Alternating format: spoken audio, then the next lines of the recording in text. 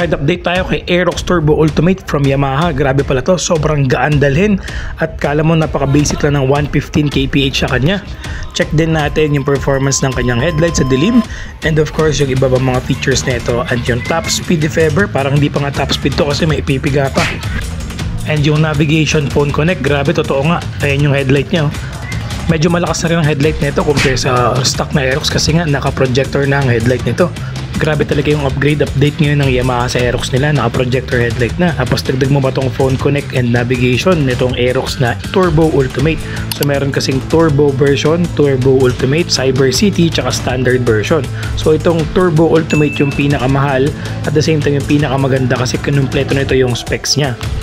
Maganda rin itong Alpha version ng mga Aerox kasi nga itong Alpha version nila is naka dual disc brake na to parehas, lahat from standard up to Turbo Ultimate, tapos dual shock absorber with sub-tank pa lahat.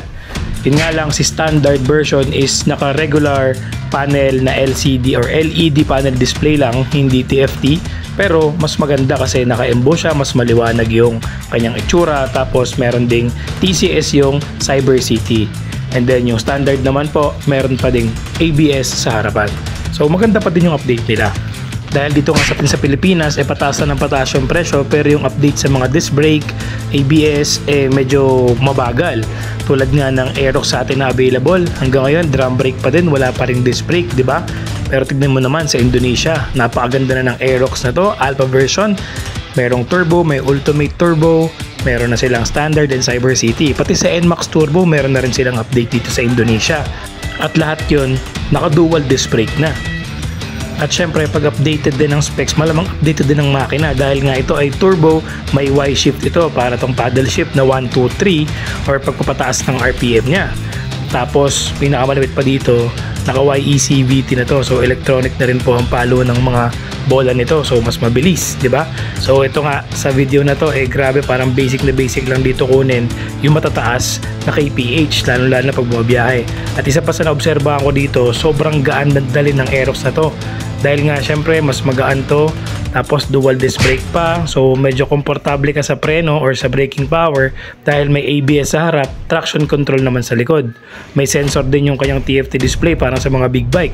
So kapag madilim, puputi yung iyong screen, pag maliwanag naman, iitim yung iyong screen. Sobrang solid itong Aerox na to. Sobrang gaan niya tignan at sarap niyang iliko, and talaga namang sulit na sulit ang presyo nito. Tignan nyo, 112, parang napaka-basic lang. At ang malapit pa nun, yung katabi niya, naka Honda Airblade na parang ang lakas din ng makina.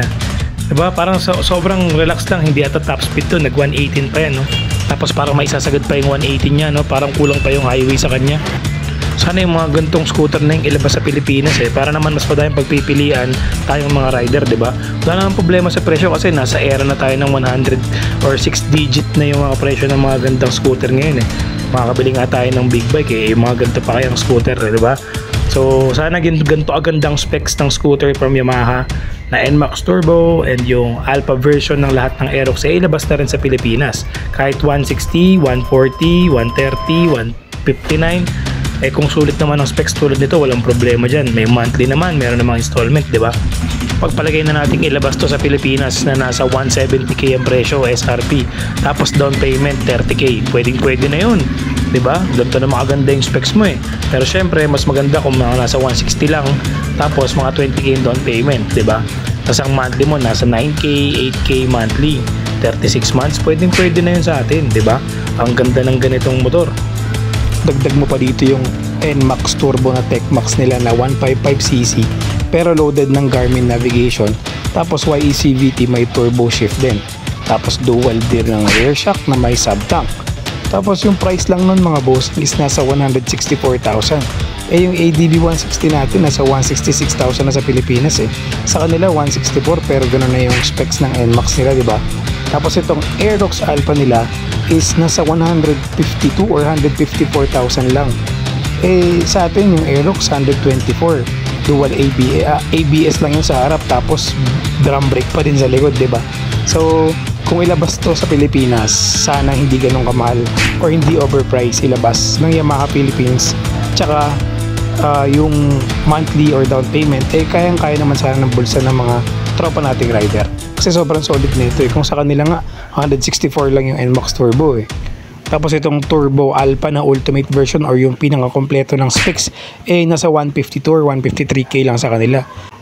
Pinagtataka ko lang bakit sobrang bilis ng improvement or ng upgrade sa Indonesia pero sa Pilipinas pagkatagal-tagal na yung presyo lang ang dadagdag, minsan naman yung kulay lang, minsan naman yung size lang ng gulong, tapos yung price pataas ng pataas, diba? So sana ganito yung specs na nasa atin na ngayon 2024 to 2025, tapos yung price 140, 150, parehas lang din naman no? Yun ang pinagtataka ko bakit sa atin naka drum brake pa rin yung Aerox. So far, solid na solid tong nilabas ng Yamaha sa Indonesia na Alpha Aerox version na Ultimate Turbo. So, 4 na klase ang Yamaha Aerox nila doon. Standard, Cyber City, Turbo, tsaka Ultimate Turbo. So, yung Turbo tsaka Ultimate Turbo version, naka TFT display na yon and may navigation.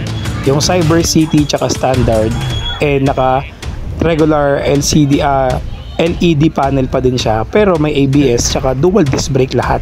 So yun ang malupit doon. Parang nasa 108 or 110,000 pesos lang ang presyo ng standard sa Indonesia, naka dual disc brake na yun, di ba? Bago ko makalimutan, yung Turbo Ultimate nga pala ng Aerox, itong pinakamahal na to is meron tong chassis damper or yung kanilang performance damper na tinatawag na merong damper or support sa kanyang katawan or sa chassis. Same to sa Turbo Tech Max ng NMAX Ultimate version din ng Aerox. So parehas sila, meron silang mga support chassis sa katawan na damper. Yung Aerox Alpha standard din pala naka shutter type key pa siya pero may ABS pa rin sa harap, tapos may mga carbon and projector headlight pa din siya. Yung Cyber City naman keyless system na siya, so hindi siya naka shutter type key. Cyber City and Turbo and yung Ultimate Turbo naka keyless smart system na sila. Kaya kailangan lumabas sa Pilipinas tong ganito kagandang specs ng Aerox or Alpha Edition tsaka yung NMAX Tech Max Turbo.